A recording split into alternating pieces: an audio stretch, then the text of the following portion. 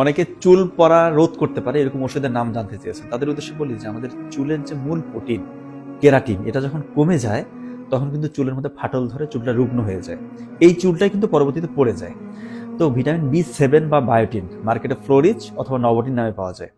এই ওষুধ 1000 mcg microgram দিনে 2 বার খাবেন, সকালে এবং সন্ধ্যায়। সাথে যদি ভিটামিন বি কমপ্লেক্স যেমন বিকোজিন নামের পাওয়া যায়, এটা যদি আপনি কম্বিনেশন করে খান 6 মাসের মতো খাবেন সকাল সন্ধ্যা, দেখবেন একটা হাইয়েস্ট একটা রেজাল্ট পাবেন। চুলের যে প্রোটিন কেরাটিন এটা নতুন করে সিনথেসিস বা তৈরি করতে সক্ষম, এবং চুল গজানোর যে প্রথম ধাপ অ্যানাফেজ ধাপ এটাকে অ্যাক্টিভ করে।